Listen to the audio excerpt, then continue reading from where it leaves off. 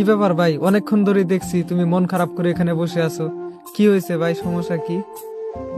পুরো বসে আছি, চাকরি বাকরি নাই, 2 মাস থেকে বয়ে আছি, ভাল লাগে না, তাই গদরে বনে এদিকে এসে একটু বেড়াই, এই শান্তি লাগে একটু।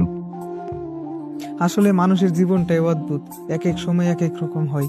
আমাদের ভাগ্যে কি আছে সেটা আমরা জানি না। ভাই একটু বুঝিয়ে দেন, সে যে দুশ্চিন্তা করতেছে এই বিষয়টা নিয়ে।